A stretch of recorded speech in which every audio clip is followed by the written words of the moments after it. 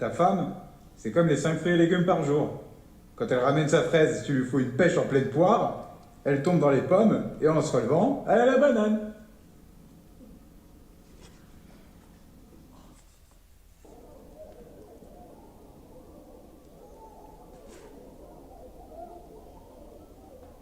Les enfants, un peu de calme. Mais enfin, Timéo, lâchez de fourmi, elle t'a rien fait, dis. Excusez-moi, je vous emmène jusqu'à mon bureau. Oui, Clémentine? Non, sors ce doigt de ton nez, tu n'as pas assez mangé à la cantine? Bon, excusez-moi. Timéo, la fourmi! Maxence, tu veux me faire une blague? Plus tard. Qu'est-ce qu'il y a, ma puce? Pourquoi tu pleures? Oh là là, qui a encore écrit plus du cul sur le visage de Gwendoline? Non, non, c'est pas marrant du tout, non. Et en plus, c'est une faute. Ma puce, il faut pas que tu te laisses faire comme ça tout le temps, hein. Il faut savoir défendre quand on est une fille. Riyad, on a dit quoi? Le chewing-gum, c'est... Eh oui, interdit. Allez, jette-moi ça, mon grand. Où ça? Bon, donne-le-moi. Super, j'ai la main qui colle, moi, maintenant. Excusez-moi, Madame Gallo. Hein. Les enfants, vous savez ce que c'est? Asseyez-vous, je vous en prie. Ah, quelle journée! La semaine vient de commencer, je suis déjà débordée. Parce que là, il y a Corinne, enfin, Madame Proutot, la maîtresse des CE2, qui m'a envoyé un mail ce matin. Elle est malade et elle n'a pas pu venir aujourd'hui. C'est pas grave, hein, mais bon, moi j'ai dû m'organiser pour placer ses élèves dans d'autres classes. Sauf qu'il manquait des chaises dans la classe de Madame Bonnet, alors j'ai dû envoyer l'ATSEM chercher des chaises à la cantine. Du coup, le chef a gueulé, mais bon, c'est vrai qu'il n'est pas arrangeant. C'est sûr que quand c'est pour nous mettre des petits pois carottes tous les midis, il se foule pas trop, hein. Il est têtu. Ça fait longtemps que j'ai abandonné l'idée de le convaincre d'une meilleure nutrition. Mais bon, j'ai vu passer une pétition des grands-parents d'élèves qui réclamaient une alimentation plus variée. Mais que voulez-vous que je fasse? Il écoute pas. La galère, quoi. Je suis un peu sur les rotules. Mais enfin, on fait comme on peut. Et alors vous, Madame Gallo, comment ça va? Bon, c'est sûr qu'avec ce temps, ça ne peut qu'aller, hein. Ah, le soleil, les enfants qui courent, qui crient. Ah, le bonheur, quoi. Non, faut dire qu'on est bien ces temps-ci, hein. Ah, moi, j'en avais marre de cette pluie. Ah ouais, hein, rester enfermé à l'intérieur, c'est usant. Puis même pour les enfants. Tenez, rien que la semaine dernière, le petit Augustin m'a dit qu'il voulait sortir dehors pour jouer au clodo. Qu'est-ce qu'ils m'ont inventé maintenant? Je vous jure, je vous dis, quand j'en ai parlé en salle des profs à midi, qu'est-ce qu'on a ri. Les enfants sont merveilleux. Non, c'est vrai. On entend beaucoup dire, mais les enfants sont merveilleux. Vous savez, moi j'adore ça. Les voir grandir, rire, évoluer. Et puis ils me font rire. Votre fils, Lucas, l'autre jour il m'a fait une blague. Attendez, c'était quoi déjà? Ah, je saurais plus vous dire. Mais qu'est-ce qu'il est drôle! Un grand sens de l'humour. Il doit tenir ça debout. Ou de votre mari. Enfin, c'était drôle, quoi. Bon. En parlant de Lucas, je vous ai fait venir parce qu'on se soucie beaucoup de lui en ce moment. Ah bon? Il n'a pas l'air dans son assiette.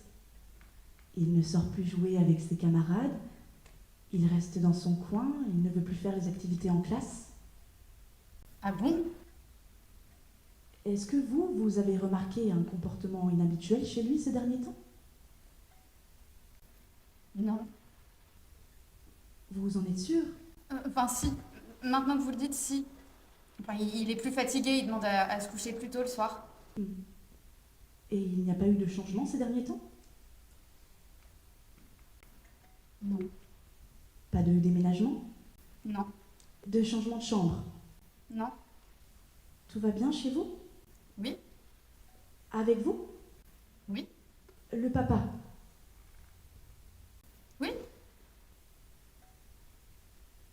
Bon. Si je vous parle de ça, Madame Gallo, c'est aussi parce qu'on a fait intervenir la psychologue scolaire dans la classe de Lucas la semaine dernière. Elle leur a fait faire un exercice qui s'appelle « Dessine ta maison ». Vous connaissez? C'est très intéressant. On demande aux enfants de dessiner leur maison. Et selon comment ils la dessinent, on peut en apprendre beaucoup sur leur ouverture d'esprit. Regardez par exemple. Voilà le dessin de Juliette. Bon, vous voyez, Juliette, elle a fait une très grande maison au milieu de la feuille. Elle a dessiné une grande porte, un toit, une cheminée, un beau jardin et 7 fenêtres. Eh bien, figurez-vous que plus il y a d'ouverture, plus l'enfant est ouvert vers le monde et épanoui. Bon, pour Juliette, pas de doute. Avec 7 fenêtres, pas de quoi s'inquiéter. Alors, à qui il est celui-là? Ah celui-ci, c'est celui de Solal. Je crois qu'il n'a pas bien compris la consigne, regardez. Il a dessiné une tondeuse. Je vous jure, depuis que son père passe à Jardilande, on a le droit à tout. Brouette, pelle, binette. L'autre jour, il m'a offert un dessin de débroussailleuse.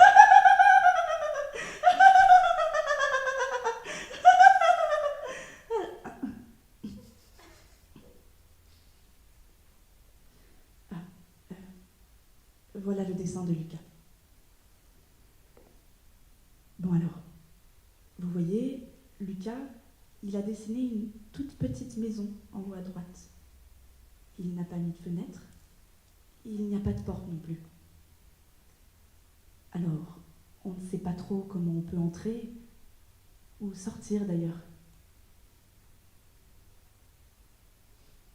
Et quand la psychologue scolaire lui a demandé ce qu'était cet amas énorme devant la maison, il lui a répondu que c'était un renard qui vomissait parce qu'il en avait marre de porter sa maison sur son dos pour pas qu'elle tombe dans le trou.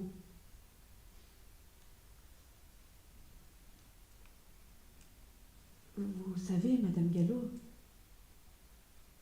les enfants ont beaucoup d'imagination, mais on ne peut pas dire que ce soit une maison heureuse, Madame Gallo. Ce que j'essaie de vous dire, Madame, c'est que nous sommes convaincus que votre enfant ne va pas bien. Et si vous êtes d'accord, j'aimerais poser un rendez-vous la semaine prochaine avec la psychologue scolaire pour qu'elle puisse vous rencontrer. Lucas, votre mari... Non. Vous savez, je pense que c'est important. Mon mari ne viendra pas. Oh, on peut s'organiser en fonction de son emploi Non. du temps.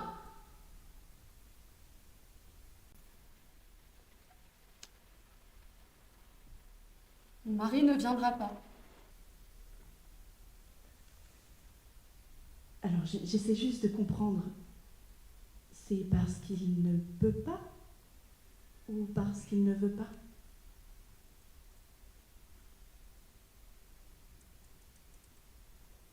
Alors, Madame Gallo, pardonnez-moi par avance si je vous parais un petit peu intrusive, mais est-ce que tout va bien avec votre époux en ce moment?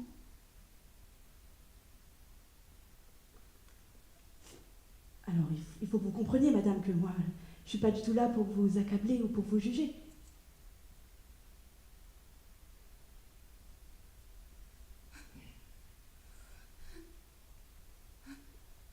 Madame Gallo, faut pas vous mettre dans cet état-là, et puis je suis peut-être allée un petit peu vite en besogne.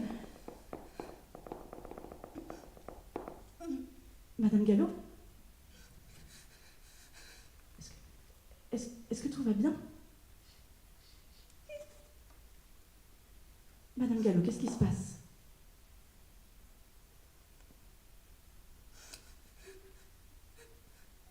Madame Gallo?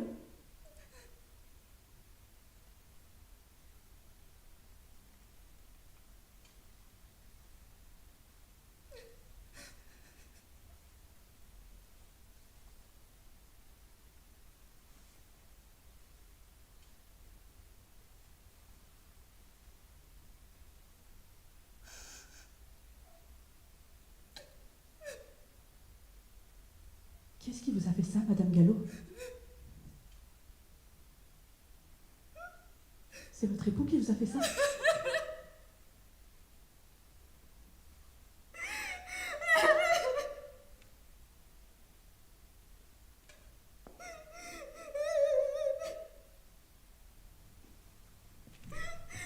Avec l'aide de la directrice de l'école, Cécile Gallo se présente au commissariat pour porter plainte contre son mari. Le policier s'occupe d'elle, ne la prend pas au sérieux et la renvoie chez elle. Une semaine plus tard, son mari rentre alcoolisé abuse d'elle et la roue de coups. Oh la vie, que t'es belle, que t'es folle, que t'es frêle, que t'es triste, que t'es douce, que t'es chienne. Oh, oh, la vie, je te rêve, je t'écris, je te rate, je te laisse faire, je t'apprends, je te gâche, je t'espère. Oh, oh, la vie. Attrape-moi, fais-moi tourner, valser comme un pantin, fais-moi tomber, chialer comme un bambin. C'est ça, la vie, décide-toi de ce que tu feras de moi demain. Si ce n'est qu'un fil à quoi je me tiens, je fais quoi de toi, ma vie? Oh le temps, à la fin, qu'est-ce que tu nous laisses? Si tu cours toujours plus vite que le reste, que tout le reste. Retourne-toi, regarde-moi te courir loin derrière. Je veux pas de rêve et je veux pas revenir en arrière. Je fais que passer sur terre. Décide-toi de ce que tu feras de moi demain. Si ce n'est qu'un fil à quoi je me tiens, je fais quoi de toi, ma vie? Oh la vie, que t'es belle, que t'es folle, que t'es frêle, que t'es triste, que t'es douce et que t'es chienne. Oh, oh, la vie. Oh,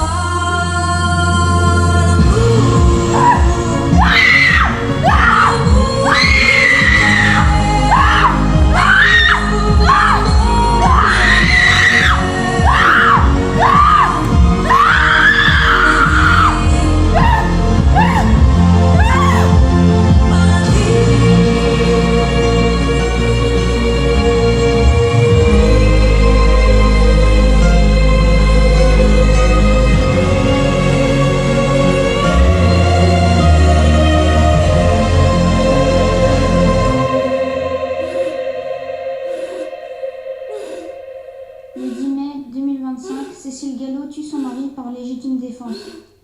Le 3 août 2025, Cécile Gallo est condamnée à 10 ans de réclusion criminelle.